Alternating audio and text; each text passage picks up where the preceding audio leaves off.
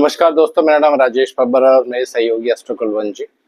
आज मैं आपको बताने जा रहा हूँ विवाह का सुख कैसे देखा जाता है कुंडली में, क्या उसमें कॉम्बिनेशंस होते हैं। सिर्फ एक टेक्निक मैं आपको बताऊंगा, आप उसको प्रैक्टिस करिए बहुत सारी कुंडलियों पे। तो विवाह के लिए हम लगन कुंडली भी देखते हैं, लेकिन सबसे महत्वपूर्ण जो है, जो आपकी लगन कुंडली की आत्मा है, वो है नवमांश। जी हाँ, अगर आपको अपना वैवाहिक सुख देखना है, आपकी पत्नी का नेचर देखना है, आपकी वाइफ कैसी होंगी, लव मैरिज होगी, अरेंज मैरिज होगी, ये सारी चीजें नवमांश से हम देख सकते हैं। तो इसी के ऊपर एक छोटी सी टेक्निक आपके साथ मैं शेयर करने जा रहा हूँ। वीडियो आरंभ करने से पहले भगवान गणेश जी और भगवान शनिदेव से आराधना करूंगा, सबके घर में सुख और शांति बनाए रखें। तो आइए पहले बात करते हैं, सुख भाव कौन सा होता है। अगर आप अपनी लगन कुंडली देखेंगे तो चौथा घर जो होता है ये सुख भाव होता है। इसी तरह से आपको सिंपल स्टेप में क्या करना है, मैरिज के लिए नवमांश कुंडली जो होती है बहुत ही महत्वपूर्ण होती है। बहुत सारी प्रेडिक्शंस आप यहाँ से कर सकते हैं।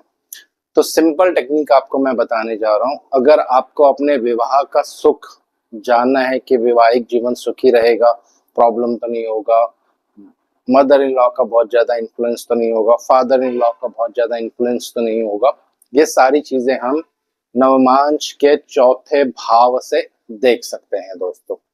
नवमांश का चौथा भाव जो होता है ये विवाह का सुख भाव है। अगर आप विवाह की नवमांश कुंडली जो है उसको लेते हैं, विवाह के लिए नवमांश कुंडली को बहुत महत्वता दी जाती है।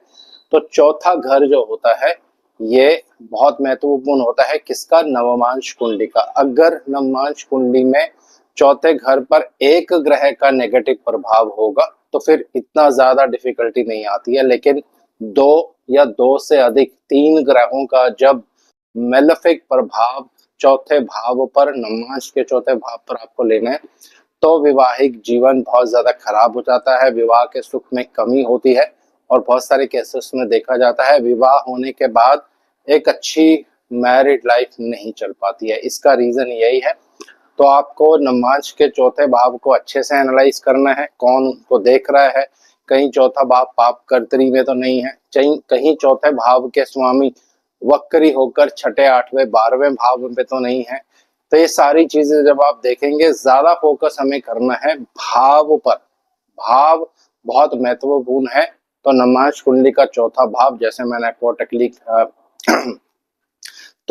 आपको टेक्निक एक्सप्लेन कर दिया है, इसको अलग अलग कुंडलियों पे आप प्रैक्टिस करिए। नेक्स्ट वीडियो में मैं कोशिश करूंगा कुछ उदाहरण भी मैं आपके सामने प्रस्तुत करूंगा, जो इस माध्यम से, इस टेक्निक से जब आप उसको फॉलो करेंगे तो बहुत अच्छे परिणाम देखने को आपको मिलेंगे। तो इसी के ऊपर और जानकारी, लव मैरिज के क्या कॉम्बिनेशंस होते हैं कुंडली में, कैसे देखा जाता है, ये भी आने वाली वीडियोस में आपको मैं बताऊंगा, जिसमें नवमांश को पूरे तरीके से यूज किया जाता है दोस्तों। तो नवमांश का बहुत ही महत्व होता है। आज एक टेक्निक आपके साथ मैंने शेयर करी है, आने वाले टाइम में और टेक्निक्स भी नवमांश से रिलेटेड शेयर करूंगा दोस्तों। आज इस वीडियो को यहीं विराम देता हूं। आशा करता हूं सब कुशल मंगल होंगे। जय शनिदेव।